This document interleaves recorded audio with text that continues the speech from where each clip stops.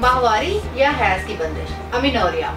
क्या आपको माहवारी रेगुलर नहीं आ रही या क्या आप हैज की बंदिश का शिकार हैं तो परेशान ना हो। पीरियड्स प्रॉब्लम से निजात के लिए वीडियो को आखिर तक लाजमी देखें। अस्सलाम वालेकुम नाज़रीन, उम्मीद करती हूँ आप सब खैरियत से होंगे। आज मैं एक बहुत ही कॉमन मसले पर बात करूंगी और बहुत सी खवातीन इस मसले के बारे में फिक्रमंद रहती हैं और इसका इलाज भी करवाना चाहती हैं।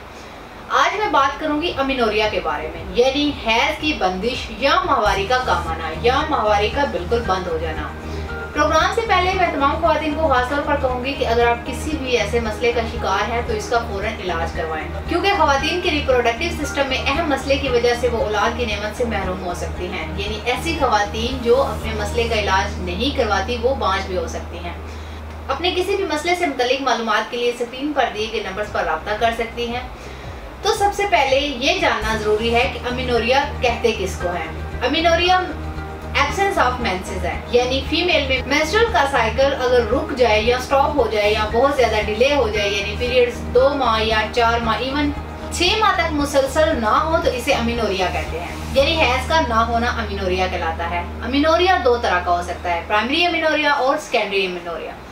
प्राइमरी अमीनोरिया वो यंगर जिनको पुबर्टी की उम्र में जिनका पहला मेंस्ट्रुअल साइकिल हो, यानी 12 या 14 साल की उम्र में पहली दफा मेंसेस शुरू होने होते हैं। लेकिन अगर लड़कियों के मेंसेस बहुत ज्यादा डिले हो जाएं तो इसको प्राइमरी अमीनोरिया कहते हैं। इसके बाद है सेकेंडरी अमीनोरिया। नाज़रीन, सेकेंडरी अमीनोरिया में दो रीजंस हो सकती हैं, फिजियोलॉजिकल और पैथोलॉजिकल। फिजियोलॉजिकल अमीनोरिया वो खवातीन जो प्रेग्नेंट होती हैं और प्रेगनेंसी के दौरान इनके पीरियड्स रुक जाते हैं, इसको फिजियोलॉजिकल अमीनोरिया कहते हैं। और सेकंड जो है वो पैथोलॉजिकल है।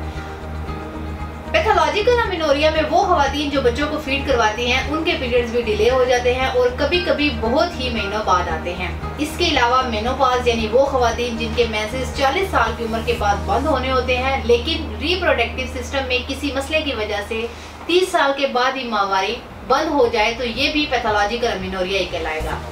अब इसकी कुछ वजूहात का जिक्र करूंगी। अमीनोरिया की क्या क्या वजूहात हो सकती हैं।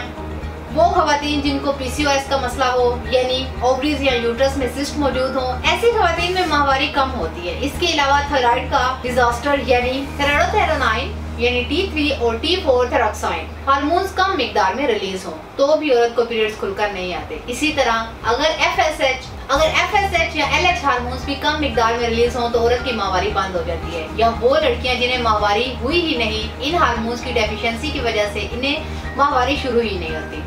रहम में सोजिश या रहम में किसी तरह का इन्फेक्शन होने की वजह से माहवारी में प्रॉब्लम्स आ जाती हैं। अमीनोरिया की एक वजह डिप्रेशन या स्ट्रेस भी है। वो खवातीन जिनमें खून की कमी हो इन्हें भी पीरियड्स टाइम पर नहीं आते और वो अमीनोरिया का शिकार हो जाती हैं। इसके अलावा ऐसी खवातीन जिनको पीरियड्स आ रहे हों लेकिन वो मेंसेस के दौरान ठंडी चीज़ों या ठंडे पानी का बहुत ज़्यादा इस्तेमाल करें या इन्हें सर्दी लग जाए तो इस सूरत में भी औरत के मेंसेस आना बंद हो जाते हैं। और वो खवातीन जिनको ओव्यूलेशन प्रॉपर नहीं होती जिसकी वजह से प्रोजेस्टेरोन नहीं बनता और औरत की माहवारी रुक जाती है। यहाँ मैं इसकी चंद एक अलामात भी बताऊंगी। माहवारी के बंद होने से औरत के अंदर कमजोरी आ जाती है, चेहरा पीला पड़ जाता है और औरत के मिजाज में चिड़चिड़ापन और लहजे में सख्ती और बेजारी आ जाती है। अब मैं बताती हूँ कि अमीनोरिया की तशखीस के लिए कौन कौन से टेस्ट करवाने जरूरी हैं। सबसे पहले इंटरनल सोनोग्राफी करके यूट्रस और ओवरीज को चेक किया जाता है। इसके बाद हार्मोन्स टेस्ट करवाने जरूरी हैं, जिसमें LH luteinizing hormone, FSH follicle stimulating hormone, TSH thyroid stimulating hormone करवाने बहुत ज्यादा जरूरी हैं। इसके अलावा AMH टेस्ट भी करवाया जा सकता है।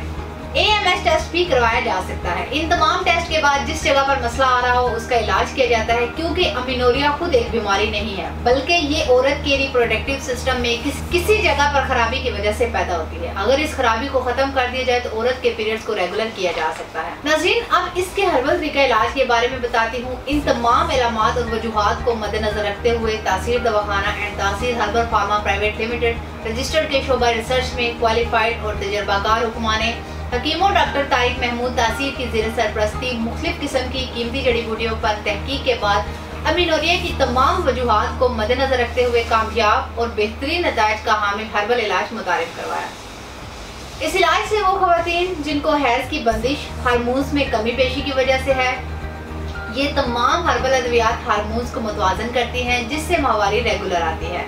इसमें ऐसे अद्वियात को शामिल किया गया है जो यूट्रस के इन्फेक्शन को खत्म करके औरत में ओवुलेशन को बेहतर बनाते हैं, जिससे प्रोजेस्टेरोन हार्मोन मुनासिब मिकदार में रिलीज होता है और औरत की माहवारी की बेकायदगी या हैज का बंद होना जैसे तमाम मसाइल खत्म हो जाते हैं। ये इलाज LH, FSH हार्मोन्स को नॉर्मल रखता है। इस मुकम्मल इलाज के बाद औरत को माहवारी रेगुलर आती है और वो कंसीव भी जल्दी कर सकती है, क्योंकि प्रेगनेंसी में सबसे बड़ी रुकावट हैज की बंदिश होती है। जिस औरत को मैसेज रेगुलर आ रहे हों और प्रॉपर फ्लो के साथ आए वो औरत सेहतमंद होती है और ऐसी औरत जल्दी हामला होती है। अगर आप में से भी किसी को अमेनोरिया का मसला है तो फौरन इसका इलाज करवाएं। अब इसके बाद कुछ एहतियाती तदाबीर का जिक्र करूंगी। माहवारी के दौरान ठंडे पानी और ठंडी चीजों का इस्तेमाल हरगिज़ ना करें। मुख्तलिफ किस्म के इन्फेक्शन से बचने के लिए सफाई का खास ख्याल रखें। औरतों को चाहिए कि अपनी हाइजीन का भी खास ख्याल रखें। डिप्रेशन और स्ट्रेस से जिस हद तक हो सके खुद को बचाएं। साफ सुथरे और पुरसकून माहौल में रहें। अगर आपको भी ऐसा कोई मसला है तो आज ही अपॉइंटमेंट लेकर तासीर दवाखाना तशरीफ लाएं और मुकम्मल चेकअप के बाद अपना इलाज शुरू करवाएं। इसके मुतालिक मज़ीद मालूमात और रहनुमाई के लिए हमारा यूट्यूब चैनल तासीर दवाखाना विजिट करें। उम्मीद करती हूँ आज के प्रोग्राम से मुतालिक ख्वातीन को बहुत फ़ायदा होगा और नीचे स्क्रीन पर दिए गए नंबर पर कॉल करके हमें अपना मसला बता सकती हैं। वो ख्वातीन जो किसी वजह से क्लिनिक नहीं आ सकती वो अपनी रिपोर्ट्स हमें व्हाट्सएप करके तमाम अद्वियात घर बैठे मंगवा सकते हैं। अगले प्रोग्राम में एक नए मौजू के साथ दोबारा हाजिर होंगी। तब तक के लिए अपना ख्याल रखिए। मुझे इजाज़त दीजिए। अल्लाह हाफ़िज़।